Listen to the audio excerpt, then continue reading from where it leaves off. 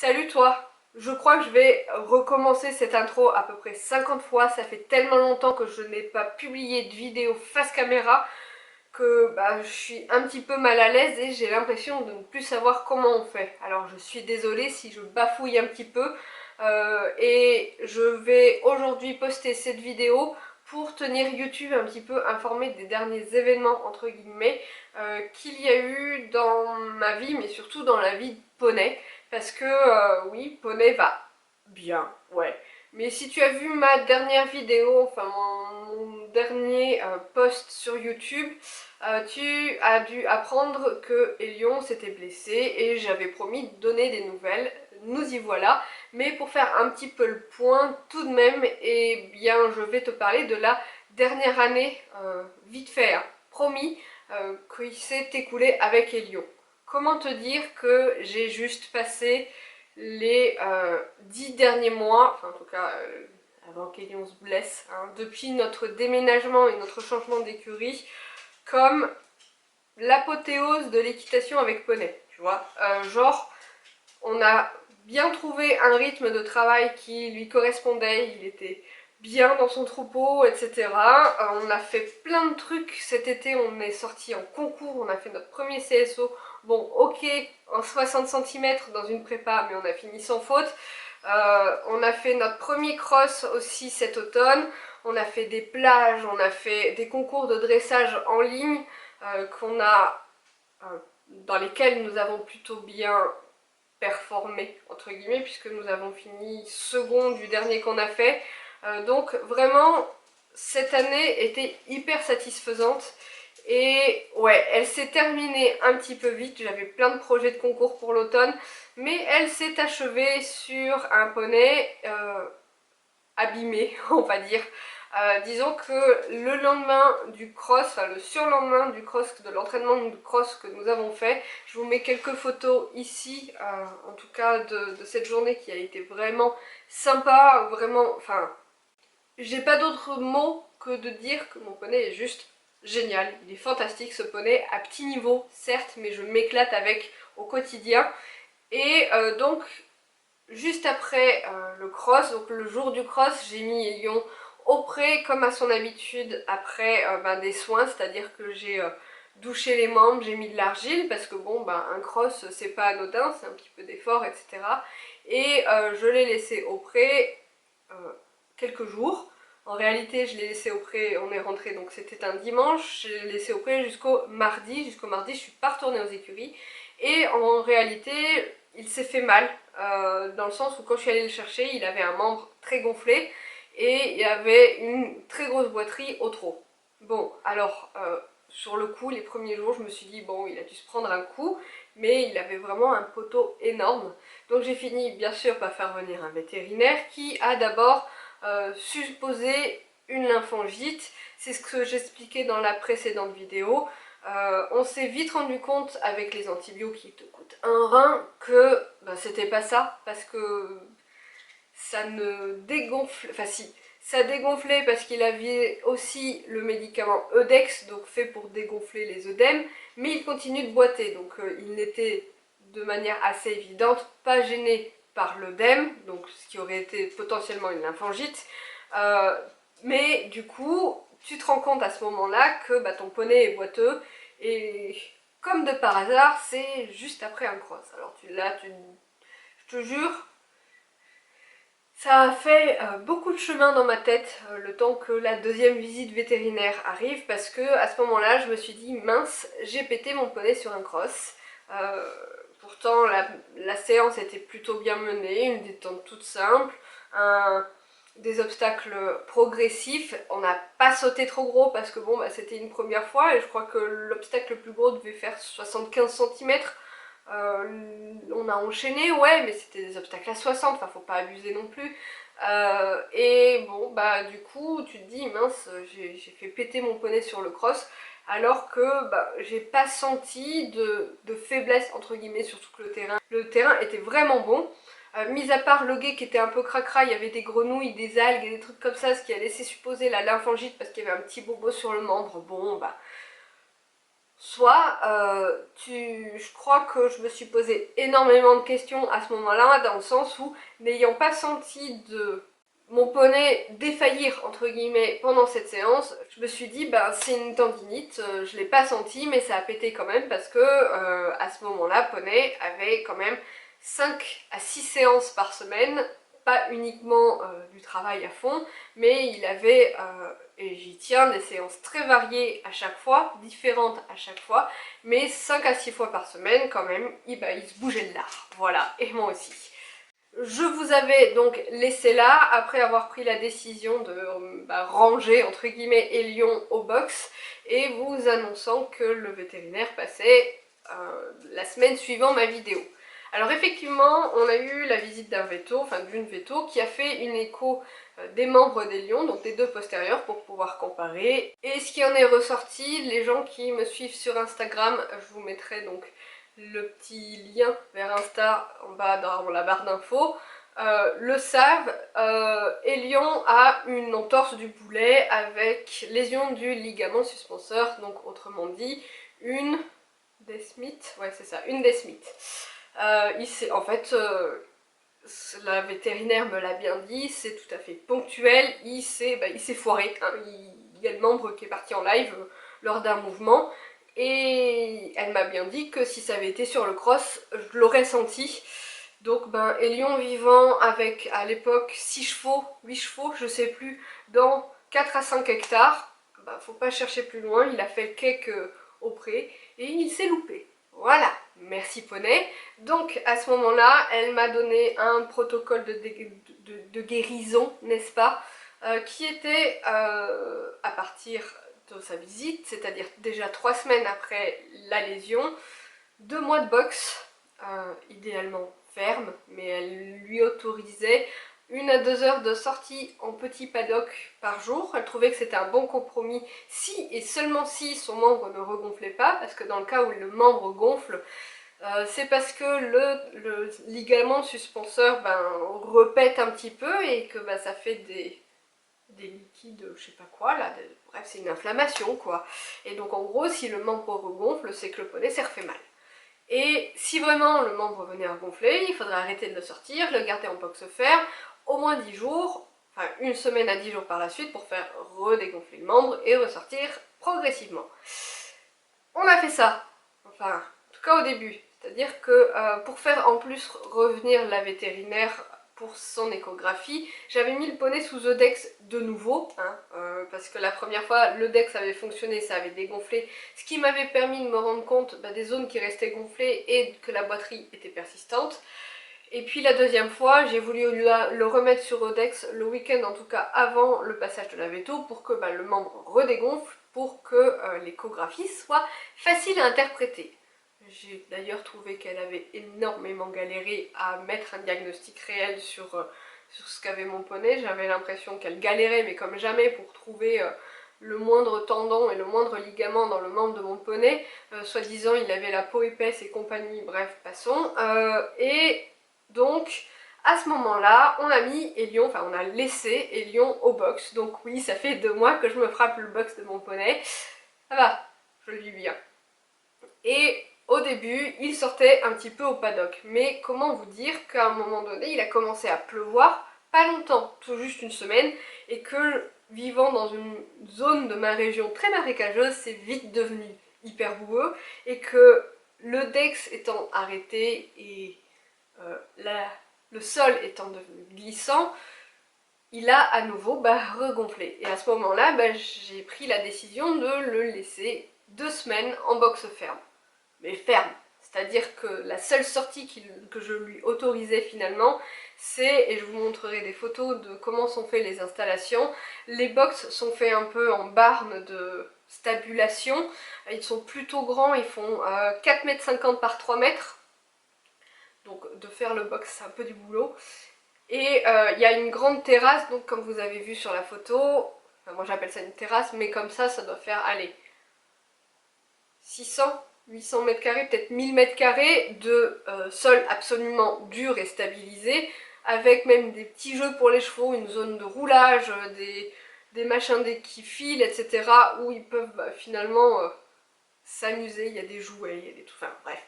Et donc en gros, quand je fais son box, bah, je le sors de là, enfin à ce moment-là, je faisais son box, je le sortais et ça me prenait, allez, 40 minutes à 1 heure quand je prenais bien mon temps. Et pendant ce temps-là, ben, il marchait un petit peu, il allait se rouler, etc. Voilà, ça a duré 15 jours. Et à ce moment-là, après ces 15 jours, on a décidé d'essayer de le ressortir un petit peu au paddock. 2 heures, 3 heures, bref, à la demi-journée en gros. Ben, ça n'a pas loupé, je pense que du fait de ne pas sortir, ça lui monte un petit peu à la tête. Il a vraiment eu l'occasion de sortir très peu souvent parce que je pense que chaque fois qu'il est sorti, chaque fois que j'ai essayé de le mettre au paddock, en fait, je le récupérais en sueur, c'est-à-dire une fois, j'ai essayé de le mettre au paddock, donc pas dans la cour, hein, quand je faisais son box, donc tout juste 40 minutes, je l'ai récupéré en sueur, il galopait dans tous les sens. Forcément, après ça, bah, son membre a triplé de volume, voilà. Alors, j'avais d'abord fait 10 jours de boxe, j'ai refait 10 jours de boxe, donc ça faisait déjà presque un mois qu'il était enfermé. Ensuite, il est ressorti un petit peu au paddock avec un autre poney, enfin une autre ponette, et ben, pareil, son membre a regonflé, donc bon, bah, à ce moment-là, j'ai refait 10 jours de boxe. En gros, mon poney a fait, depuis la visite du veto, presque plus d'un mois de boxe ferme, vraiment ferme, sans sortie, mis à part la petite heure à sortir pendant que je faisais son box. Comment te dire que c'est difficile psychologiquement, à mon avis, pour lui, parce que c'est vrai que c'est un cheval qui a l'habitude de vivre en troupeau, dehors, etc. Il vit très bien le box, c'est-à-dire qu'il ne s'impatiente pas, il ne tique pas, il a quand même un espace assez grand, hein, parce que 4 mètres 50 par 3 mètres, quand on fait 1 mètre 45, bon ça va, on a un peu de place pour tourner, et surtout que je m'attelle à faire son box absolument tous les jours, donc il est vraiment sur une litière propre, etc. Il a du foin à volonté. Par contre, ouais, ça lui montait un petit peu à la tête, parce que quand je le sortais dans la cour, à un moment donné, cette cour d'à peu près 800 ou 800 mètres carrés, 1000 mètres carrés, comme je vous disais, il y a diverses activités, entre guillemets, que les chevaux peuvent faire avec ou sans humain à côté. Et puis, donc il y a les box qui sont accessibles aux chevaux qui sont en liberté dans cette cour. Et entre chaque cheval, chaque activité, chaque personne, j'entendais mon poney faire clap, clap, clap, clap, clap, clap. Clap, clap, clap, clap, clap, clap. Il partait au trot tout le temps. Il trottinait d'un point A, d'un point B, d'un point B à un point C. Donc je sentais bien que, voilà, il avait besoin un petit peu de bouger. Et donc, un jour, j'ai décidé de le mettre au paddock sous étroite surveillance. C'est-à-dire que je me suis assise au milieu du pré, il faisait beau, par chance, voilà, les sols avaient bien séché depuis parce que tout le mois d'octobre, il n'a absolument pas plu en Charente-Maritime. Trop bien, on a eu un meilleur mois de septembre-octobre que notre été. Je pense que c'est partout comme ça, mais quoi qu'il en soit, une fois, 2 fois, j'ai mis Elion au paddock pendant un quart d'heure d'abord, puis 20 minutes, une demi-heure, et puis la 2e ou 3e fois où je l'ai mis au paddock, il s'est super bien comporté, c'est-à-dire qu'il a brouté. Si, au moment où il se roule, alors se rouler dans la boue c'est pépite, hein, au moment où il se roule, à chaque fois, quand il se relève, il fait comme ça là, un petit coup de galop à droite, à gauche, puis il s'arrête et il broute.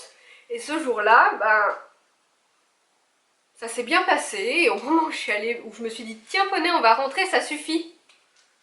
Ouais, ben, il était beau, il trottait bien, il boitait pas. Et il galopait bien. Ouais, pendant un quart d'heure tout autour de moi. Il était là en train de ronfler autour de moi quand un con, genre ouais, trop bien, je suis en liberté, tu m'attraperas pas. Voilà. Donc voilà, ce jour-là, en fait, c'est un paddock. Quand je dis petit paddock, chez nous, petit paddock, c'est 2000 mètres carrés, tu vois. Donc, comment t'expliquer comment il est fait? Bah, c'est un rectangle, hein, tout simplement, sur le bord de la carrière, et la carrière étant un petit peu en contre-haut, il y a une butte comme ça, sur allez, 2 mètres, ça fait la carrière comme ça, t'as 2 mètres, ça descend un peu, mais pas de beaucoup, hein, genre, je vois pas, mais sur 50 cm, 70 cm tout au plus, et après t'as le reste du paddock en contrebas. Ouais, ben, je disais que le sol était sec, mais en fait il était humide des rosées du matin. Et ben il a fait ses tours de galop, là, il était content, il était con comme jamais.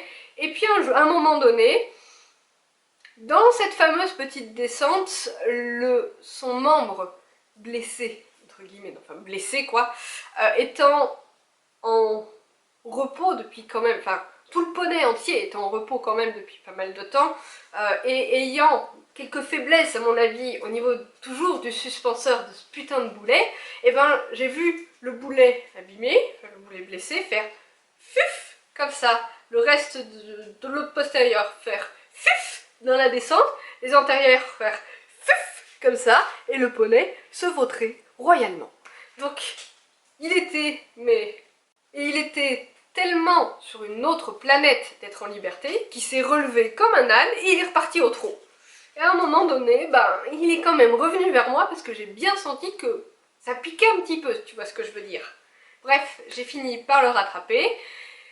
Et là, je lui ai dit, mon gaillard, si tu as le membre gonflé de nouveau, au moins, on saura pourquoi. Parce qu'effectivement, Elion, son membre n'a pas repris sa forme initiale. C'est-à-dire que son membre sain ayant été aussi tondu pour l'échographie, ça me permet de comparer, même si depuis, ça fait bien un mois et demi hein, que la veto est passée pour l'écho, depuis les poils ayant quand même bien repoussé, je peux quand même comparer l'évolution plus facilement qu'avec des gros fanons de Welsh Cobb, si tu vois ce que je veux dire. Et ouais, son membre blessé a gardé une forme un peu gonflée. Comment expliquer ça? Au niveau des lésions, en fait, le ligament suspenseur du boulet part... comment t'expliquer? T'as le jarret ici, le boulet ici, et le ligament suspenseur du boulet part comme ça, se sépare et vient tenir le boulet des deux côtés du membre, en fait. Et là, je suis en partie externe, et là, je suis en partie interne, et en fait, son suspenseur a pété, mais vraiment pété, au niveau interne, au-dessus du boulet, en fait. Donc, t'as toujours la gaine tendineuse qui s'est épaissie, et je pense sincèrement, au début il y avait une partie œdème, mais je pense sincèrement qu'elle ne désépaissira jamais, parce que c'est des tissus cicatriciels finalement. Maintenant quand je passe le pouce et que j'appuie bien fort, je sens que, comment dire, en face interne c'est... je sais pas comment expliquer ça, mais en face interne, j'ai des tissus en fait, comment dire. Au début, tout était dur, maintenant ça s'est ramolli et j'ai une toute petite zone sous le pouce, de la taille de, comme ça, une boule comme ça à peu près, mais ouais, ça fait plus en longueur. Je sais pas comment expliquer ça, mais sous le pouce, ça fait mou, dur, mou. Tu vois, donc en fait le tissu cicatriciel, enfin la gaine s'est épaissie parce que le tissu cicatriciel, c'est fibreux, un ligament, un tendon c'est fibreux, et donc les fibres pour pouvoir se raccrocher les unes aux autres ont dû proliférer, je sais pas, je suis pas médecin, hein, mais ni véto d'ailleurs, c'est les vétos qui s'occupent des animaux, enfin ce ne sont pas les médecins. Mais quoi qu'il en soit, c'est fibreux, et pour pouvoir tu vois, normalement c'est comme ça, et pour pouvoir, ça a été déchiré, et pour pouvoir se refaire des ligaments, ça a dû faire comme ça, et là c'est du tissu cicatriciel, et je suppose, enfin ça se verra à la prochaine échographie, mais je soupçonne même quelques adhérences. Bref, je me rends compte que ça fait déjà bientôt un quart d'heure que je parle, il va falloir que j'accélère un petit peu le mouvement, mais en gros, après cette petite cabriole, j'ai Poney qui a vu un ostéo en urgence, qui m'a remis l'animal droit et d'équerre, un ostéo qui ne fait que ostéo, c'est-à-dire que le squelette, hein. On n'a pas du tout touché aux membres, et surtout nous n'avons absolument pas touché à l'aspect viscéral, donc ouais, il n'a pas su me dire pourquoi son membre était encore gonflé, pourquoi il avait toujours cette petite zone dure dont je viens de parler, et en fait, à la suite de ça, malgré le fait qu'il se soit vautré, qu'il ait galopé dans tous les sens, eh bien, son membre n'a pas gonflé, enfin pas gonflé plus qu'il ne l'est toujours, plus qu'il ne l'est resté, ce dont je parlais il y a une seconde. Et donc, 2 mois pile poil après l'accident, j'ai décidé de remettre Hélion plusieurs fois par semaine dans cette fameuse cour en dur, là sur 1000 m², avec un copain poney pour la demi-journée, voire même la journée, histoire qu'il marche, qu'il trottine, parce que bon, il a largement la place de bouger un petit peu dans tous les sens, et que finalement, sur du dur comme ça, il se rééduque tout seul. Ok, j'aurais dû attendre encore 15 jours pour faire quelque chose de plus, comment dire, de plus progressif, surtout par rapport aux recommandations de la vétérinaire, mais dans le sens où je me suis dit, les dernières petites péripéties, acrobaties plutôt, n'ont pas généré une lésion supplémentaire, je vais lui proposer de ressortir, parce que le jour où je vais vraiment le remettre au paddock, eh bien il va juste péter une pile. Donc on s'est dit, pendant 15 jours, on le relaisse dans cette zone, on le laisse marcher sur le dur, se rééduquer, etc. Et puis, dans 15 jours, donc bien 2 mois après que la vétérinaire soit passée, eh ben, on le remettra au paddock les jours où ce sera sec, pas trop glissant, etc. Parce qu'elle a bien dit, et enfin, je vais vous donner la fin du diagnostic, elle m'a bien dit que Hélion pourrait retourner progressivement au paddock et remarcher progressivement après ces 2 mois idéaux de boxe ferme, mais si, et seulement si, les prés étaient secs, qu'il n'y avait pas de trous là, le truc comme il peut y avoir de temps en temps avec les prés mouillés, qu'il n'y avait pas de boue, etc.